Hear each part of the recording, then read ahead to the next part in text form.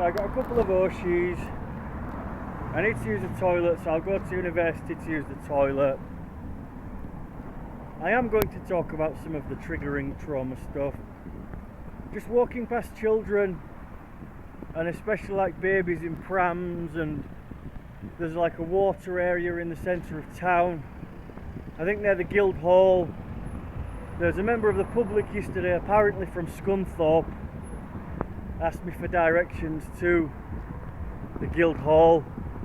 But while I'm working through this deep healing process, the interaction just left food for thought. I was able to help the woman who was called Ruth on her way. I think I took her the longer way around, but she stopped me on my course and on the way I was going, and I helped her, and I was happy to help another human being. It took me out of my stress after my meeting. I'm often sort of licking my lips.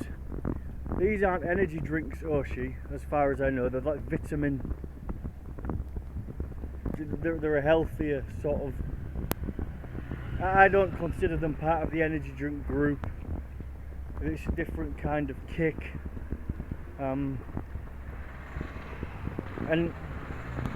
I obviously come from an evil network of people who condition you to believe that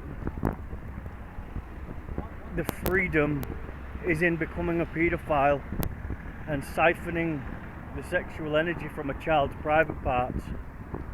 And obviously that's not something I want to do. But when you're walking past children and you've developed a neurosis and you have sort of mouth sensations, which is probably a self-fulfilling prophecy with the fear, but then I've also come from a network who's conditioned me. It's like a funnel system. I'm walking past another school. Welcome to St. Nicholas Primary School. So I'll condition myself. Exposure response therapy. The logo is like an adult's hand with a child's hand. And when I was deep in my healing process, and obviously that's a bit of a trigger, this, but I just keep trusting myself. If I want to heal and open some evil doors to remember some evil perpetration against me to be free, then all of this will help me. But when I went deep into a healing space, one of my many deep healing spaces, I sort of, not necessarily targeted, but I mentally zoned in on a strong possibility that I was abused by a head teacher at one of my primary schools. And that there is a possibility that this head teacher abused me and was a paedophile.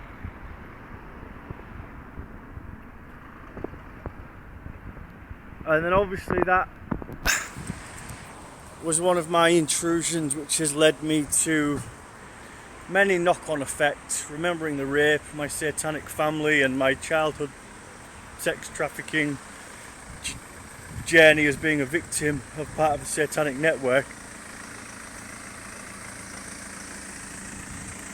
But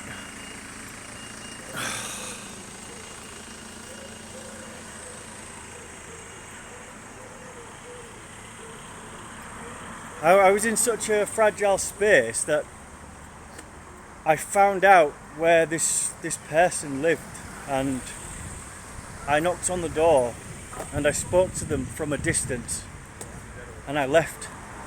And this is just how severe my healing journey's been. And I have some fragments with this head teacher, and I found out that this head teacher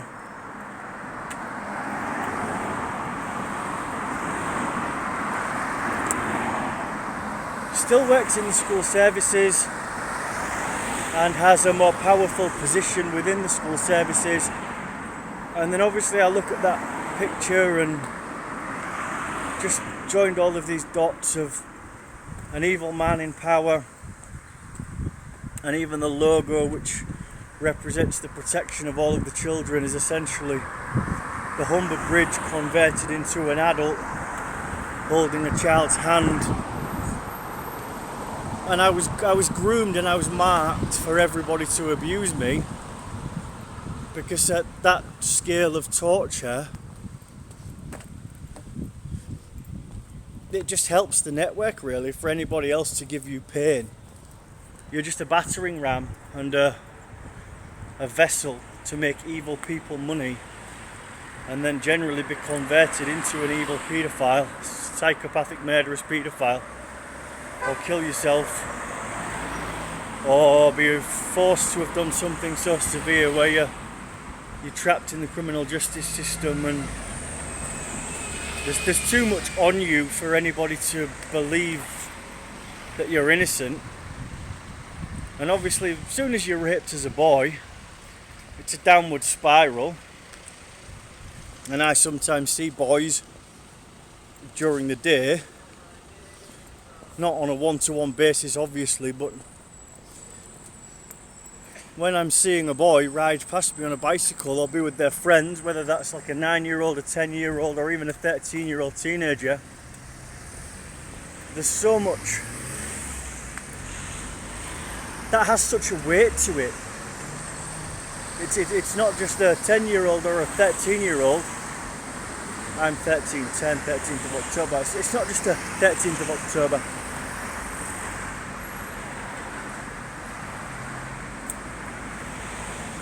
My dad was 15 in October.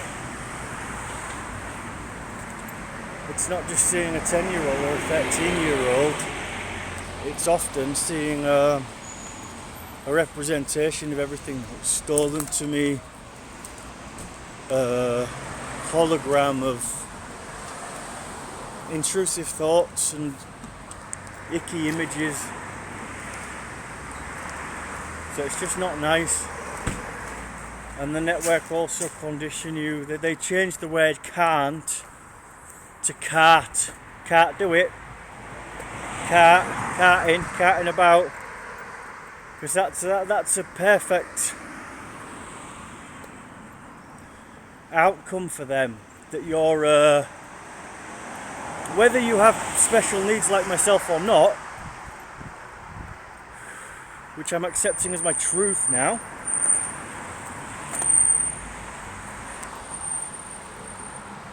and I think they'd say stuff in the carpet shop like AR, SNR,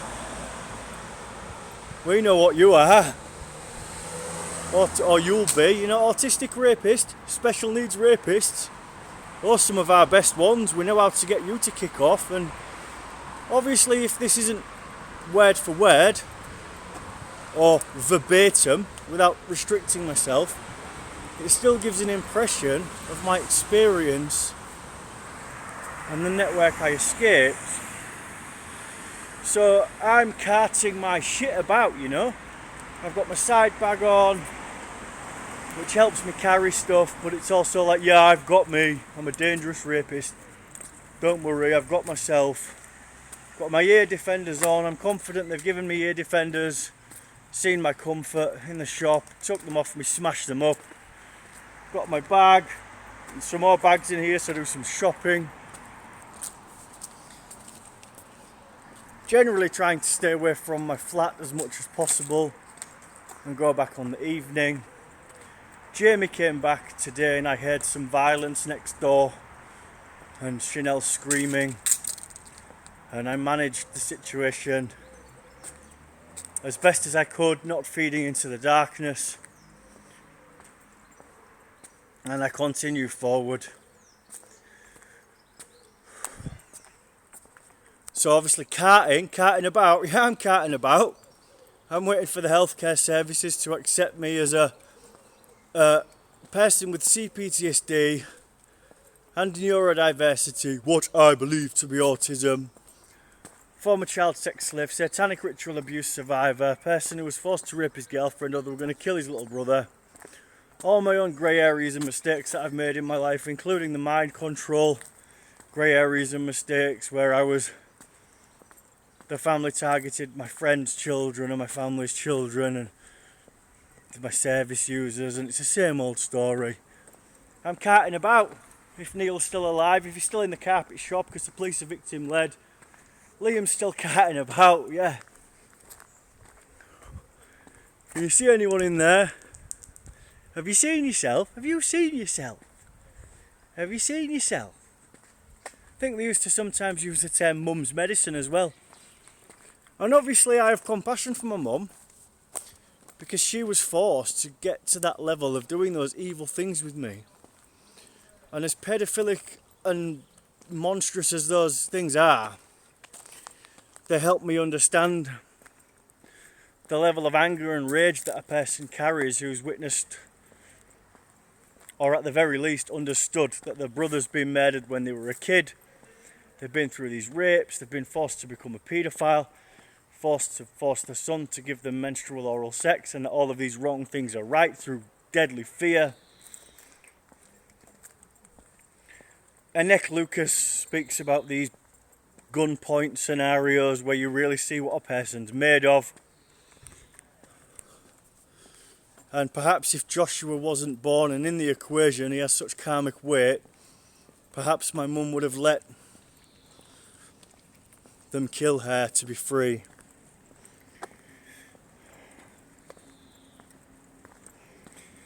So I can have compassion and understanding for her because they forced her to get to that point. She had all this baggage. She was mind controlled and fear ridden to go along with the notion that this will give her some freedom. And then obviously the natural order of progression is to give it to the outcast and be in the yeah, this is right.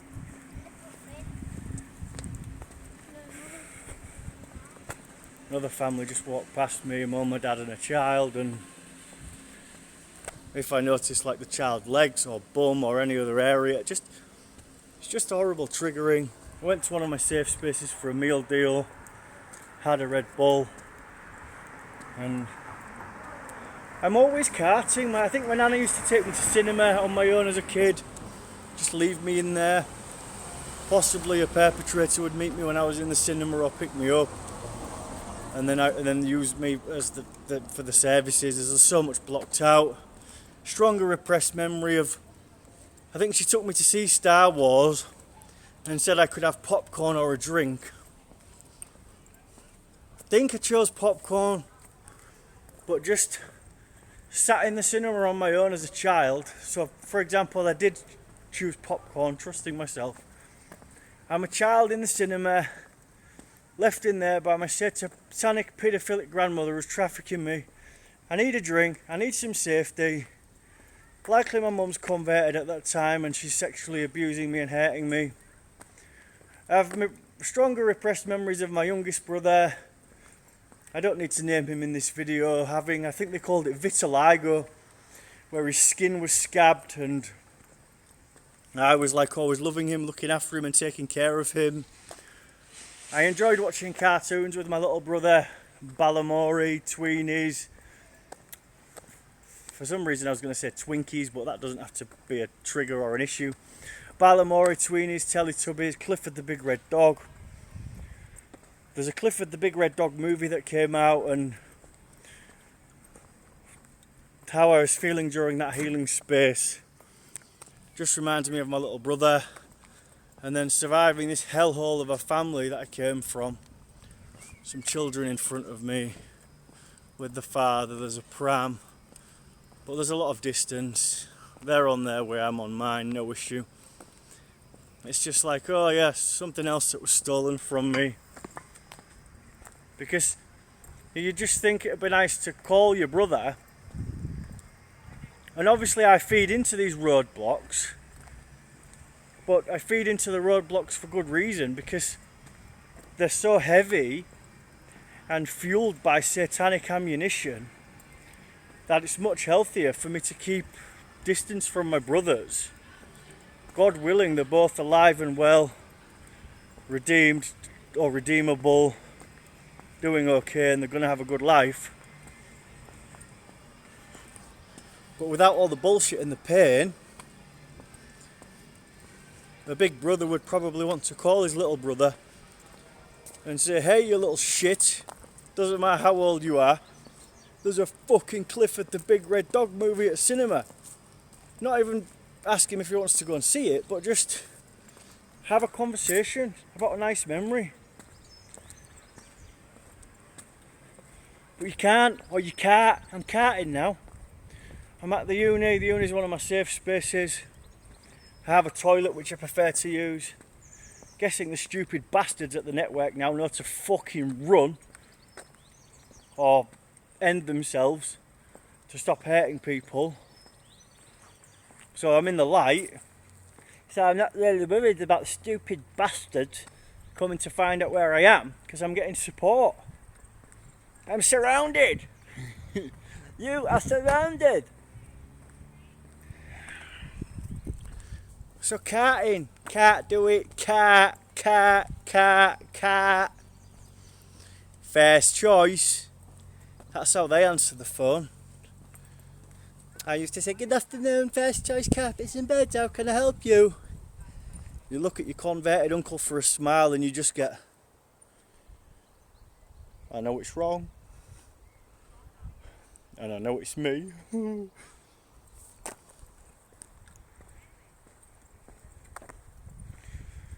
So, yes, not yeah.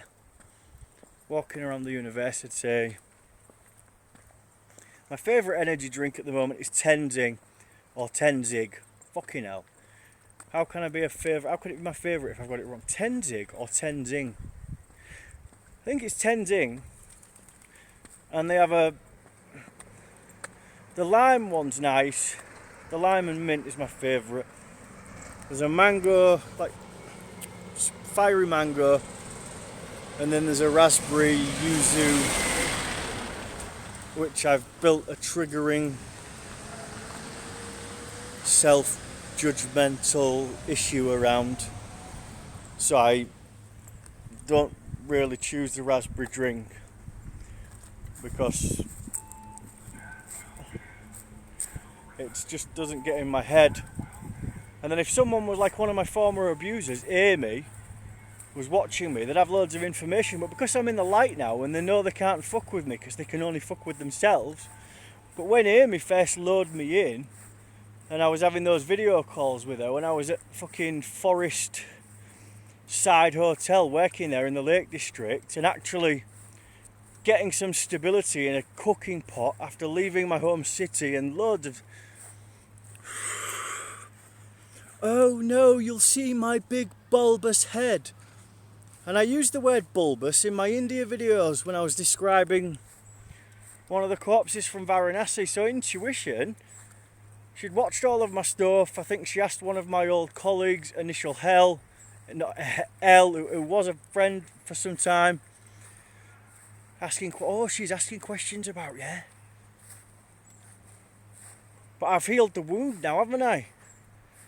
So people they can't really come for me because I'm switched on.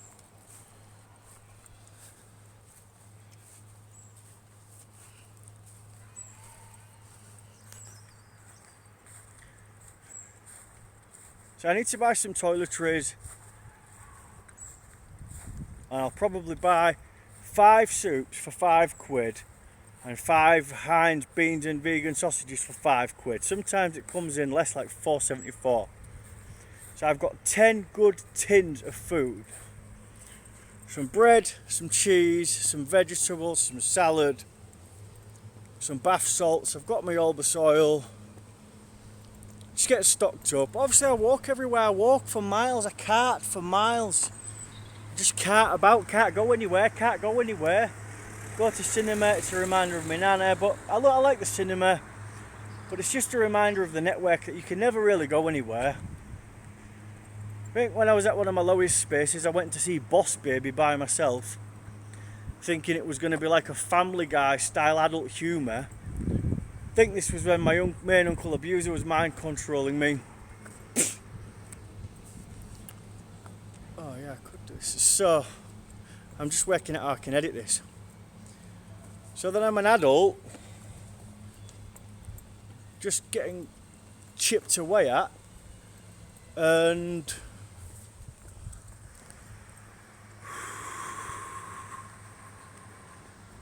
I'm in a cinema.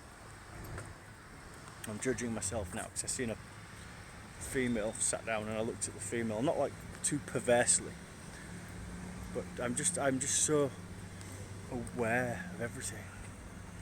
So I'm watching Boss Baby by myself with there's fucking kids in the cinema, generally with the parents, and I'm just not even there because that's how much they can control your mind.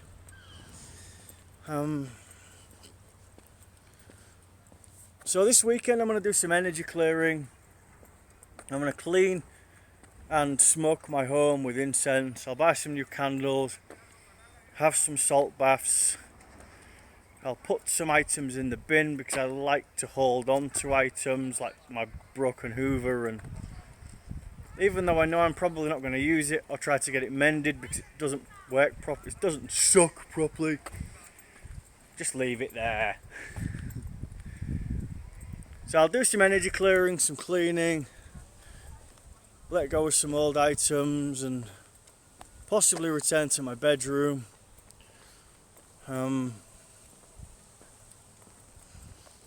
I'm confident my testicle affects my skin, and I'm also more aligned with trying to heal my testicle via like plant medicine before I just try to get it removed. And I'm carting, I'm continuing, I'm working on my sticks again, but this time I'm using Tubulit, and one of my therapists was correct. I didn't believe that you could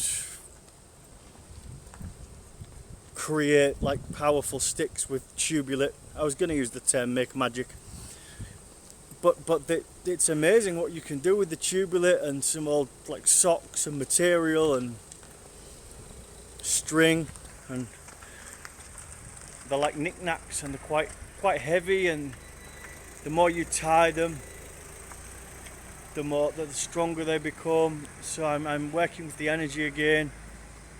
Back to the rape or kill bind. One of the instructions was I had to sleep with a sock under my pillow before the night of the forced rape. And like my first girlfriend, Rebecca, what she survived with me is a miracle. It's a miracle. It's a miracle, just the fear and and how possessed I was at various times, and the different voice I was speaking in, and making sure that she doesn't remove the sock from my pillow, under my pillow, or she doesn't touch my beers on top of the fridge or the washing machine, however I was made to put them. Did you have your vest on? Don't touch my Stellas. And she's saying, alright. Like, I like this sort of man who you're becoming or pretending to be, but you do realise you don't need to do this with me because I love you for you, but it's all leading up, isn't it, to the big hammer to fall, to a girlfriend so terrified while the boyfriend's terrified, about to rape her, and she's pleading with him, please, if you just wait for me, I'll be ready for you and then we can have sex. And this is the past, it's my past, it's her past. It's a very important part of my journey, and the more I speak about my trauma, the more it helps me heal. Hopefully it helps others, and hopefully it helps anybody who's watching my content from the health services or the criminal justice system. understand me. I can buy proper toilet roll because I've been buying the packs of pound tissues where you get like 10 different packs of tissues. I think this was also part of my childhood grooming from my mum. She always used to send me to school with those. Maybe those were for a time she actually loved me before she got converted. But they can just send you out with a straw inside a can of Coke, and that can be nothing. But if they're talking to you in that voice, oh, make sure you've got your straw. I'm enjoying my Jungle Book energy coming through as a 10-year-old. Bike rides with my best friend, skidding through puddles, all this energy. Obviously special needs, connecting with now after 36 years of being alive. I can't wait to wake up and go and play with my friend tomorrow and go crazy on the bikes. Paedophile uncle has been converted now, couldn't get away from the mother. Hey, you know what I've got you? Drinks flask. Got your flask, got your flask. All I can think about is my flask. Is my flask still there? So your friends are playing with you. Yeah, your friends are playing with you, not you. They're just playing with you because you're part of them. All you think about is your drinks flask. Drinks flask. Oh, your mates haven't got one of them, have they? Probably not, or maybe they have. But if they have, they're probably not fucking sat up with their uncle until all hours, getting tickled to death, pissing all over the carpets till they literally can't breathe because they take everything from you. Fortunately, the children in my family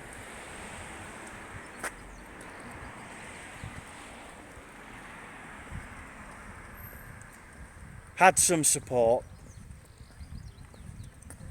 and that helped put a distance, but a healthy distance between me and them to stop my trauma passing over to them. Because as kind and conscious as a person can be, when you've got so much trauma and so many people are dragging your head across the gravel to become a monster, and you've got so many repressed memories of stuff that was quote unquote normal, satanic normal, it just gets passed on. So I'm grateful for certain boundaries that were in place between me and the children in my family, because as many mistakes as I made, those boundaries helped protect me from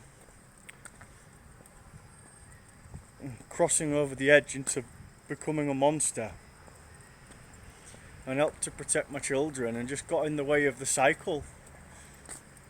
My cycle. Obviously they have their own cycles and fucking cycle among cycles, but I went on my own cycle to heal. So I'm gonna go to the toilet, I'll drink my Oshis, I'll get some shopping. But again, if, another word the network like, I have financial support, I could probably get taxis, you know. Apparently Neil used to run a taxi company or work for a taxi company and knows every taxi driver in Hull. Or possibly there's some truth to that, but that's also a big part of the programming. So if you ever think about getting a taxi, they know every street in Hull. They know everyone. You're going fucking nowhere. But regardless of the mind control or me just looking down mid-speech, if I had money, I could sometimes get a taxi to help me with my carting. Or I could go into Shoe and say to the assistant, those beautiful New Balance that I tried on recently, possibly 230s, 270s or 370s, £100. I'll say, can I try those in a 10.5 and 11 please, see which ones fit best. I was always in a 10, they were always too tight or just on me, I could always feel them. Confident, overconfident, that was my mum's control. She always had me in trainers too tight. All the little things to cover up the big ugly things. Always in trainers too tight. Memories of the circular torture of my childhood, always in Clark's, having your feet measured. I think a woman couldn't save my mum. because she was insistent that I wore a size trainer that was too tight, when I think the woman clearly saw I felt more comfortable in the bigger trainers. So if I have the correct benefits, I could go to Shoe in town and buy a nice pair of New Balance trainers for £100 that fit. Could buy some shopping. I could go home in a taxi with my shopping. I'm always on my own, always carting. My skin's fucked. Always trying to find a safe space. Always on the move. Often running out of toilet roll, toiletries, a little bit of peace, and then there's violence going on next door, and I have to stand up inside myself with what energy I've got left. Is Chief Wiggum there? Alright, Chief Wiggum, are you having some donuts? I'm going to go and have a shit in the middle of your donut. Alright, bye!